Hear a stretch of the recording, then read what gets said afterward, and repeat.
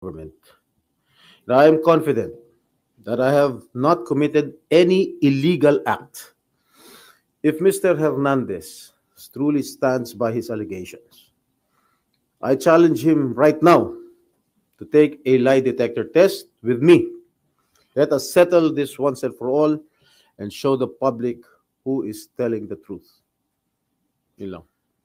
Sir, di nakita niya intention, ba't kayo napusan na gano'n ni Hernandez? I really do not know what his evil intentions are. Siguro he wants to get even with me because I was the one who cited him in contempt at pinakulong sa Senado. Sir, it's not true na nagpa-allocate kayo na about 335 Well, million. yung sa 330, kano raw? 335 million, lahat siya nasa GAA. Everybody can choose any item from the GAA at ibintang kahit kanino senador. So wala kayong ganung pina-allocate? Isang malaking kasinungalingan ng mga pinagsasabi niya patungkol sa pagbabako ng mga proyekto. Sir, what do you make of it, yung paulit-ulit yung sinasabi na hindi kasi? Parang alluding ko kahapon sa nangyaring biruan yun. Well, yung biruan lang ni Senator Marcoleta sa akin. Well, nung sinabi niyang safe ka, alam ko naman biro niya, pero in the eyes of the public, parang it was uncalled for. That's why I resented his statement. But sa House kayo, paulit-ulit sinasabi ni Bryce na hindi. Well, siguro kinuha lang niya yung kahapon yung pagbiro ni Senator Marcoleta sa akin. Sir, kanina napanood niyo yung A little bit. anong unang alam niyo, sir? Parang napamura kayo or No, what? naggalit talaga ako. Talaga napamura ako. Napakasinungaling nitong taong to. Because first of all, hindi ko siya kilala and I have never met that guy. Just common sense. Will you think I will be actively participating in this investigation na nandun siya, nakilala ko siya, nagbibigay siya ng pera sa akin? That's common sense. I should have abstained from that hearing, from this hearing. Malakas ang loob ko dahil I did not commit any illegal act. Sir, claim niya dumaan kay, claim niya ay si District Engineer Alcantara ang nagsabi. Si District Engineer Alcantara, he even denied it. Dinenay niya yung kay Senator Joel, dinenay din niya sa akin. Oh. Sir, tinukonektan makakalala daw kayo nung Maynila pa. Sino? No. Hindi ko siya kilala. Sa Manila? Siguro I met him once, twice, but never an acquaintance. May picture kayo ni DPWH Engineer Alcantara, sir. Do you remember Well, that, sir, when it was taken? I do not know. I cannot recall that event. Pero sa dami naman nagpapapicture sa akin. Hindi ko mo pwede tanggihan. Kung drug lord yan, gambling lord, malay ko naman kung drug lord yan o gambling lord. Hindi ko naman matatanggihan kung sino nagpapapicture sa akin. Remember, we are all public figures here. Sir, sasampahan niyo ba ng kaso? Yes, sasampahan ko ng kaso yan. Anong kaso? So I will have to talk to my lawyers. Will you confront him sa next hearing? If he's here, he's seeking refuge in the house already. Doesn't want to come back here. Sa PNP Custodial Center daw, sir. I do not know. Sabi ni SP Soso, nagkaroon ng agreement ni Speaker. I do not know. Well, if he's going to be invited or subpoenaed here, then I will confront him. Pero sir, totoo yun, sir, na meron kayo talagang pa-allocate ng pondo sa Bulacan or wala? As I mentioned earlier, lahat yan, line item yan, nasa GAA. Anybody can choose those line items at bintang sa mga senador. Pero hindi kayo nag-determine, sir, ng budget? No. Wala. No. Never. No. So, ni-check niyo na, sir, yung GAA na wala kayo doon na. Yes, I think so. I told my staff to check on it. Pero saan siya papunta? Yung I really do not know kung anong intention nitong si Bryce Hernandez. Ang feeling ko lang talagang he wants to get even with me because I was the one who cited him in contempt. Nakita mo naman, napakasinungaling ng tao ngayon. I asked him kung siya yung Marvin D. Guzman, alias doon sa, ginagamit niya alias doon sa paglalaro sa casino. O didinay niya, mukha niya yun nandun. Ang laki-laki magpatalo sa casino niyan. Ilang daang milyon kung magpatalo sa casino niya. Saan niya kinukuha yung pera? Oh.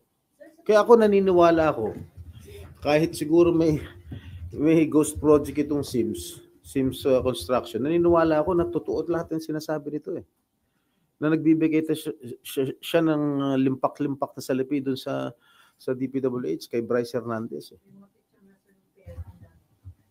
Imagine. Well, I do not have any idea. Sir, sorry, yung 355 million, it's in Tagaa. You allocated to where, sir? Bulacan? Bulacan niya, nakalagay dyan. 2025 Basta po siya, 9 sa lahat. Kayo po nagpasok doon, Ano? Anybody pwede naman choose kung pwedeng ibintang sa mga congressman, mga senador. Lahat yan nandyan, ha? Nasa GAA lahat yan. Pero sa kung pwede ibintang kahit kanino, basta definitely hindi kayo ano. I don't know. No, it's not me. Wala kayong dadagdagan pa allocate na din. I don't know. Sa dami ng mga mayors, mga governors, mga konsehal na humihingi sa akin ng mga project, lahat pinaubaya ko na lang. Binibigay ko na lang sa mga staff ko para sila nang magbigay sa mga mayors. Ano lang yung take na kung gantihan yung nangyayari, matapos pangalanan yung mga congressmen kahapon. Yung mga senador sa kabilang part.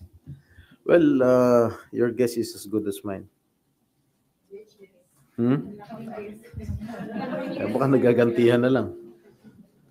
Sir, do you think okay pang magpatuloy yung mga hearings sa Congress, sa dito, o dapat sa independent na lang para walang... I do not know what, as far as I'm concerned, the investigations that we are doing here in the Senate is in aid of legislation. Pero magpa-participate pa kayo, sir, na yung pagpinalitan na din yung Blue Ribbon Chair. Yes, of course. And welcome development, sir, na si Lacson na. Oh, yes. Si Senator Lacson naman is a very straightforward person. He's incorruptible. Sir, you be part of the minority na po. May minority leader na po ba kayo pag-usapan? Yes, si Senator Alan. So, wala may intention na lumipat sa majority, sir. Not as of this moment. Sir, sino kayo sa minority? Siyam. All sir, yun lahat ng hindi bumoto kay Sir Crisosto. Lahat yung mga hindi bumoto. Ako, Senator Bongo, De La Rosa, Padilla, Marcos, Escudero, Villanueva, Marcoleta, and Alan Peter. Tapos, sir, siya, minority leader. Si Senator Alan, yeah. Sino deputy minority? I think si Senator Marcoleta. Ano po yung committee na ina-offer sa minority? Oh, wala pang in-offer. Sir, daw, create ang national defense, ibigay natin Senator. Hindi ko alam. Maybe. That's the yan ang prerogative ng majority. Wala kang hindi na. Wala ko. Siyempre, I've been with the minority since I entered the Senate in 2004. I was a member of the minority then. Si Senator Nene Pimentel pa ang aming minority floor leader. Siyempre, lahat yung mga leftovers ng majority binibigay sa minority. Ganun talaga. Kung minority gap, paano mo di-describe? Hindi naman magiging obstructionist. No. We will cooperate. We will cooperate with the majority. Na lumantad din sa hearing. Sen, lumantad din po sa hearing ngayon sa House na may convo po si Vice Fernandez with a certain Beng Ramos. Okay. Yung convo po is about nyo sa kukunin yung pera. For the record, meron po ba kayong staff? I do not have any staff named Beng Ramos since I entered the Senate. Okay? That's for sure. She's a staff of the Blue Ribbon Committee. Beng Ramos. Staff siya sa Blue Ribbon Committee. She was never my staff in my office. And I never authorized her at kahit sino man. So, pwede ginamit lang. Ginamit lang siguro. I don't know what her intention was.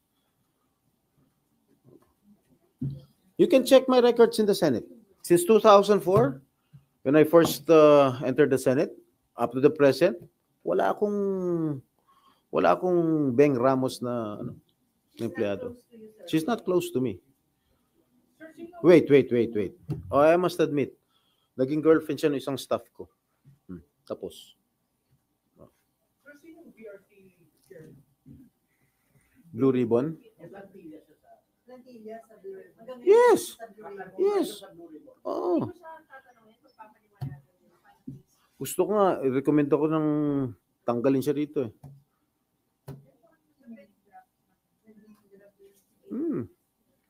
Possible na siyang may transaction. Nakausap niya na siya. No. Wala kayong plano, sir, na kausapin siya? Ba't ko siya kakausapin? Pero hindi pwede report sa Senate leadership. Siguro I will write a letter to SP Soto. She claims that she's my staff? Did she claim that she was my staff? Si Bryce. O, kita mo sinungaling yung hayop na yan. Saan ang proof niya na staff ko yung Beng Ramos? Nuno ng kasinungaling yung hayop na yan. Pero sa itong si Bryce, kakilala mo niya siya ever? I never met that guy. Hindi ko kilala yan. I never met him. Si Henry Alcantara, according to him, he was the deputy engineer sa Manila under division chief, under division head during the time of my dad when he was mayor of Manila. At si Engineer Robert Bernardo, he was the city engineer of the city of Manila at that time. Well, no, he's not my acquaintance. Yung sinasabi ni Bryce na nagpupunta siya sa mga birthday parties ko, may pinakita siyang litrato kasama si Secretary Laguesma. Lahat nung inibita ko ng birthday ko, mga 60th birthday ko, inibita ko lahat yung mga cabinet members. Not only si Secretary Laguesma. Siguro sumabit siya sa isang kaibigan, alam mo naman, ganun ang Pilipino, sabit-sabit. So, picture. So, your confidence, sir, na hindi maniwala yung copy of Secretary. Of course, I'm confident. Napakasinungaling yan. Kita mo. Sa investigasyon lang kahapon, sa Senado, lahat pointing at him, towards him. Nung in-interrogate ko siya tungkol sa mga talo niya sa casino, yung ID niya sa casino, dinideny niya. Lahat dinideny niya. Pero may record ang Blue Ribbon Committee, may record si Senator Marcoleta, yung mga losses niya sa casino. So, dito sa mga naging development rito, nakikita niyo kayo na ng mga investigations ng House and Senate or anomalous flood control. Alin? Ano nakikita niyo kayo na? Well, sana may makulong talaga. Ako, I really want to ferret out the truth. That's why I am diligently attending the Senate hearings in the Blue Ribbon Committee. Gusto ko talaga malaman ang buong katotohanan at sino talagang main culprit. Sino talagang ang demonyong nagpasimuno nito. Hindi ka magpe-privilege speech mamaya about this? Maybe tomorrow kasi magpi-privilege speech si Senator Ping. San Joel. Maybe kasi dalawa-dalawa na. Maybe tomorrow. Sino kausap mo kay Senator Joel about this? Kasi medyo pareho kayong kapangalanan. Hindi pa kami nagkakausap. Thank you.